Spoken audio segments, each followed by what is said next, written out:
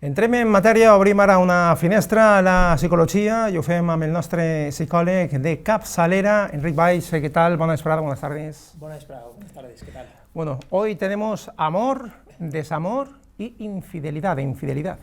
Sí, nos han escrito una gran barbaridad de personas que nos ven preguntando sobre este tema, ¿no? Y ha coincidido sobre amor, desamor, infidelidad, ¿no? Entendiendo el amor como ese estado que muchas personas consideran como el eterno y, que es la idealización incomparable, insustituible, y aparece ese fenómeno precisamente de como idealización de la persona con la que está. ¿Qué ocurre? Que cuando pasa o deja de pasar esa situación, es cuando la persona entra en un modo de desamor o incluso de, vamos a decirlo, falta de amor propio, ¿no?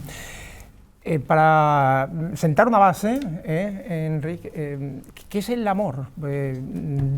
¿Por dónde comenzamos? ¿Por dónde partimos? Sí, el amor es respeto, es confianza, es la fusión entre dos personas, siempre respetando ese espacio personal e íntimo, ¿no? Es cuando existe la confianza y sobre todo el respeto hacia la otra persona. Es cuando se da, insisto, esa conexión y cuando se está deseando. Para que lo sepan nuestros espectadores, el amor tiene que estar presente en la relación de pareja tres aspectos. Uno es la intimidad, mostrarse tal y como uno es, conectar con ese mundo afectivo y mostrando el mundo afectivo hacia el otro. Otro es el compromiso, tener proyectos en común, incluso apoyándose entre ellos. Pues mira, resulta que ahora tengo un problema en el trabajo, no te preocupes, que yo te voy a apoyar. Es formar cuestiones en común, como por ejemplo a nivel familiar. Y por otro lado tenemos la parte de el eros, que es la química, el sexo o la pasión, que también deben estar presentes en esa pareja, ¿no? Para que no se dé lo que desgraciadamente se da, que es el desamor, ¿no? Antes del desamor, ¿dónde estaría entonces ubicado el enamoramiento? El enamoramiento dura 9 meses. 9 meses exactos. Sí. Biológicamente aparece, por eso es... 9 meses exactos o dependiendo de la persona. Bueno, los estudios dicen que suele durar entre 9 meses el enamoramiento, que es lo que decía, que es esa idealización.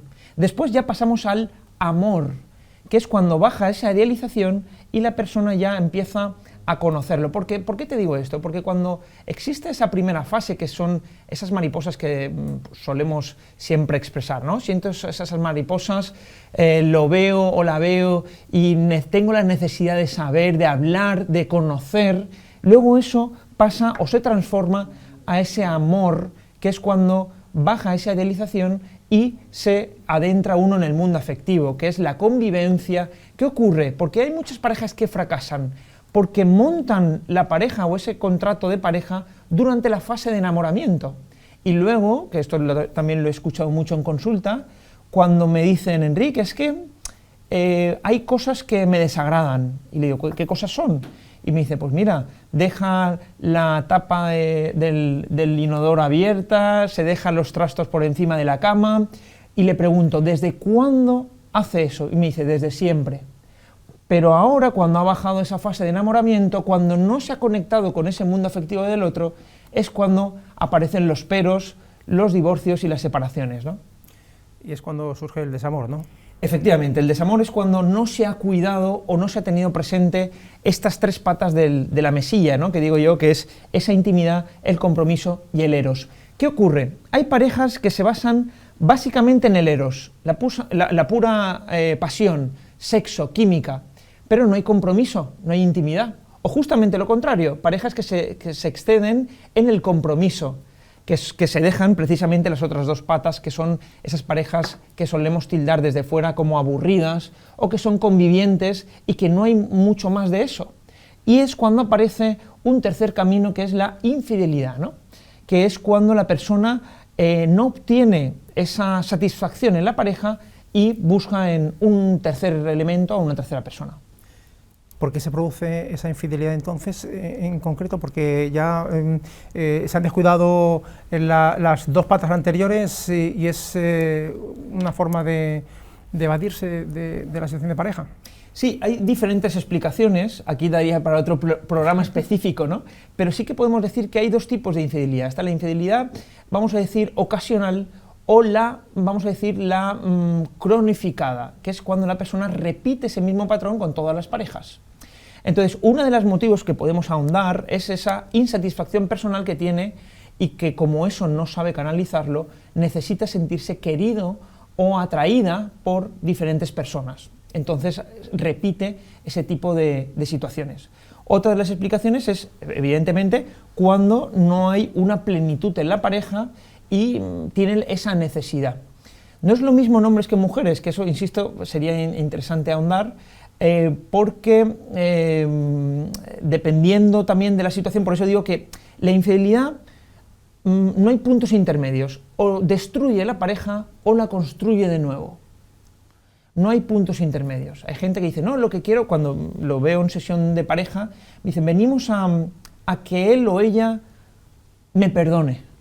Y el objetivo de la terapia no es perdonar, es recuperar la confianza.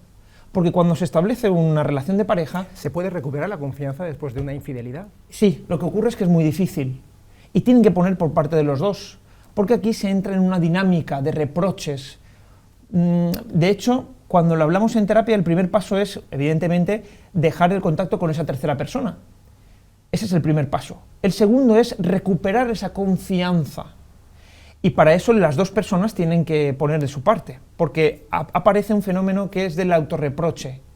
¿Con quién? ¿Por qué hiciste? ¿Cómo lo hiciste? Y entonces entra, como es lo que se dice en psicología, una pregunta y escape. La otra persona, no me preguntes, no hace falta, no es necesario. Y entonces se establece un proceso de toxicidad.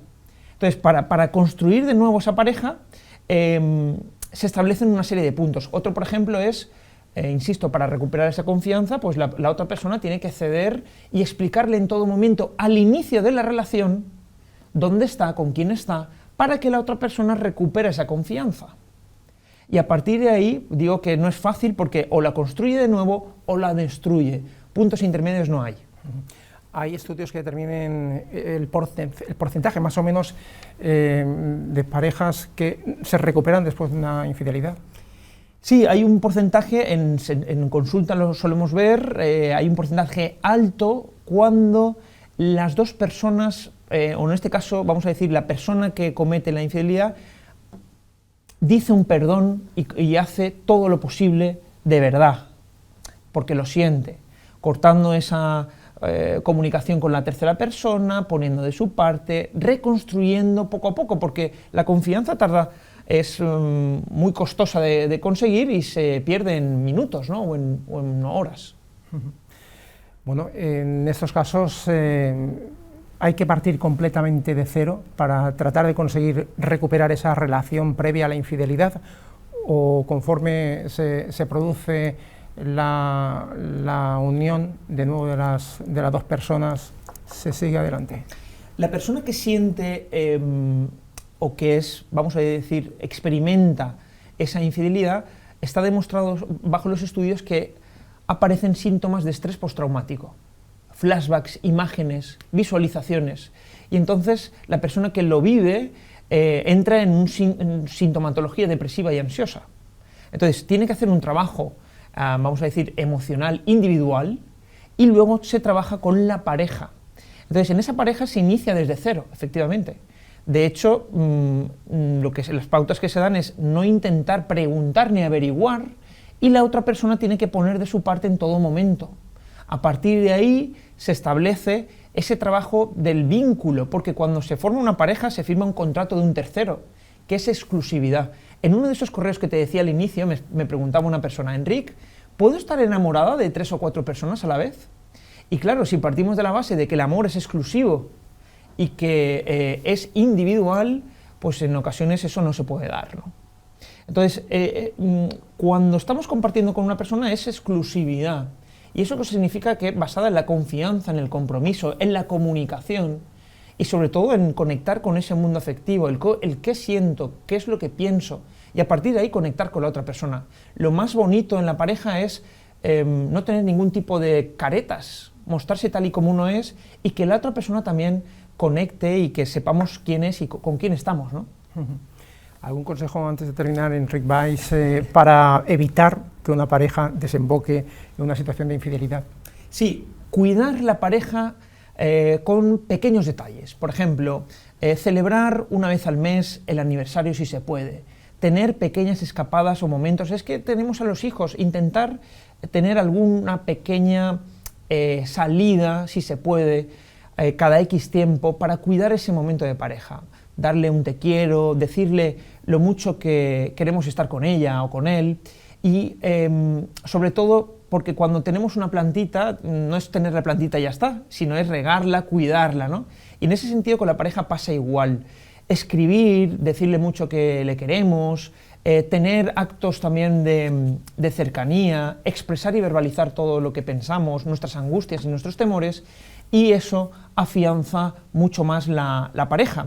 Y también conectar con momentos de bienestar entre los dos. Pues mira, nos apetece cada 15 días irnos a nuestro restaurante favorito, o irnos y hacer esta pequeña excursión, o caminar juntos, hacer cuestiones en común y en pareja.